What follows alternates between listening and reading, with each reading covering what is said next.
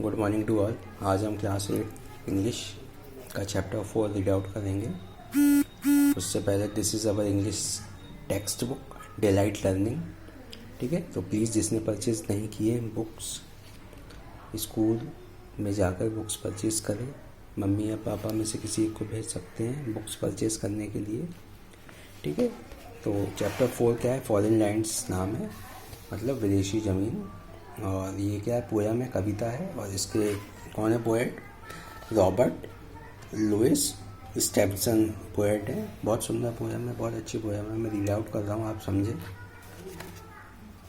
Up into the cherry tree who should climb but little me, I held a trunk with both my hands and looked abroad in foreign lands. ठीक है ना, ये poem है ना एक बच्चे के बारे में जो एक पेड़ पे चढ़ा हुआ है, चेरी ट्री के। तो वो पेड़ पे चढ़ कर क्या देख रहा है? वो आसपास की चीज़ें देख रहा है। और उसने सबसे पहले अपने दोनों हाथों से पेड़ की डालियों को पकड़ लिया है और दूर की ज़मीन को देख रहा है। सेकंड स्टैंजा क्या है? I saw the next door garden be, I saw the next door garden lie adorned with flower before my eyes and many pleasant places more that I had never seen before। ठीक है ना, तो उसने क्या देखा है? उसके घर के पास में एक गार्डन है बहुत सुंदर, जो काय से भरा हुआ है, फूलों से भरा हुआ है। और उसने ऐसा गार्डन पहले कभी नहीं देखा है। और इसके अलावा उसने बहुत सारी सुंदर चीज़ें देखी हैं जो उसने कभी नहीं देख पाया। आई saw the dimpling river pass and be the sky blue looking glass, the dusty roads go up and down with people trampling into the town। और उसने क्या देखा है?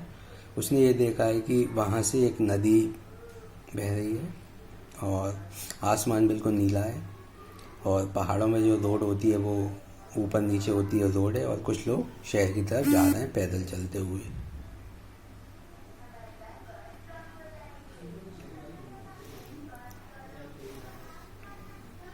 ठीक है ना, नेक्स्ट देखते हैं अपन।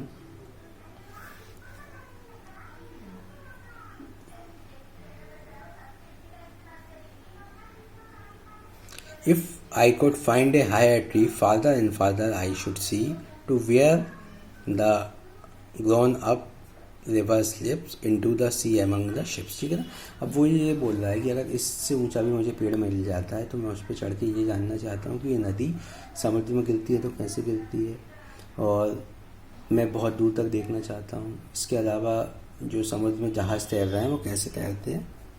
ठीक है, नेक्स्ट क्या है? Last stanza, to where the road on either hand lead onward into fairy land where all the children dine at 5 and all play things come alive. ठीक है ना, वो ये जानना चाह रहा है कि ये रोड कहाँ तक जाती है। कोई फेयरी लैंड, बहुत सुनहरी जगह हो, बहुत खूबसूरत जगह हो, वहाँ पे ऐसी कोई जगह हो जहाँ सारे बच्चे एक साथ खेलते हों, खाते और हंसते खेलते रहते हों। ये पोयम है। तो अब मैं इसके choose the correct answer read out कर रहा हूँ। मैं सिर्फ आंसर भी रीड आउट ही करूँगा ना, ऑप्शन रीड नहीं करूँगा।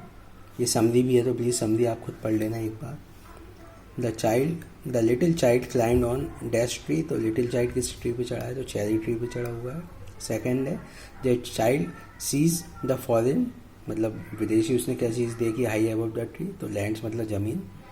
थर्ड है the dash of child neighbour is full of flower, मतलब बच्चे के बाजू में ऐसी कौन सी चीज़ है जो फूलों से भरी हुई है, तो गार्डन आंसर इसका। फोर्थ है द रिवर फ्लो ऑन ए हिली सर्फेस ऑफ अर्थ, है ना, पहाड़ी से ही नदी बहती है। और in the end its journey river is drain into sea, ना, आखिरी में रिवर की जर्नी कहाँ खत्म हो जाती है? सी मतलब समुद्र में। ट्रू फॉल्स देखिए, the child climb upon A cherry tree, है ना, तो सही है। बच्चा काय पे चढ़ा है? एक चेरी के पेड़ पे चढ़ा हुआ है। Second, the child saw the next door garden full with fruits, क्या उसने जो घर के पास में जो गार्डन है वो फलों से भरा हुआ है? गलत, फूलों से भरा हुआ था। The child saw the ships sailing in the sea from the tree, नहीं, ये फॉल्स है। मतलब क्या उसने पेड़ पे चढ़ के जहाज को देखा कैसे तैर रहा है समुद्र में? नहीं। The child wished to see river leading into the fairy land, false, नहीं, गलत ना, रिवर फेयरी लैंड में क्यों जाएगी? और लास्ट है as a child the poet suffered from tuberculosis. ये ट्रू है ना, ये थोड़ी बीमारी है। ये वाला बॉक्स पढ़ोगे ना आप तो ये समझ में आएगा कि बचपन में जो चाइल्ड था ना उसने टीबी की गंभीर बीमारी से पीड़ित था। ठीक है ना, तो ये तो क्या हो गया है, ये तो मैंने आपको सोचा करेक्ट आंसर और ट्रू फॉल्स बता दिए। अब देखिए बुक में जो क्लास बुक कॉपी में क्या क्या है वो बता देता हूँ। वर्ड मीनिंग में देखिए एब्रॉड मतलब क्या होता है, ओवरसी या फॉरेन प्लेस, है ना। एट होम का मतलब डेकोरेटेड होता है। ट्रैम्पलिंग का मतलब वॉकिंग, और फादर मतलब एट मोर डिस्टेंस मतलब दूर जगह। तो क्वेश्चन आंसर देखिए, why did the child climb on the tree, बच्चा पेड़ पे क्यों चढ़ा है।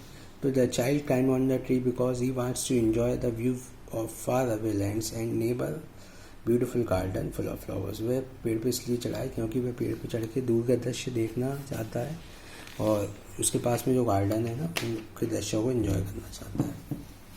Second, why was the child so excited with the view from high up the tree, पेड़ पे चढ़कर जो दृश्य देखकर बच्चा इतना खुश क्यों हुआ है।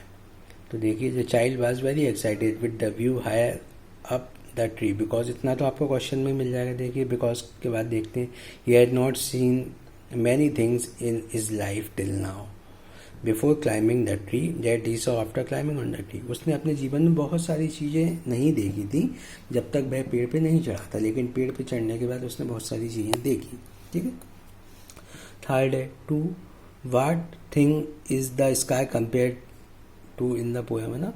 आसमान को किस चीज़ से तुलना की गई है, तो आसमान की तुलना नीले ग्लास की तरह तुलना की गई है कि नीला ग्लास हो सकता है। ठीक है ना, ब्लू लुकिंग ग्लास, ऐसा कांच जो नीला दिखता हो।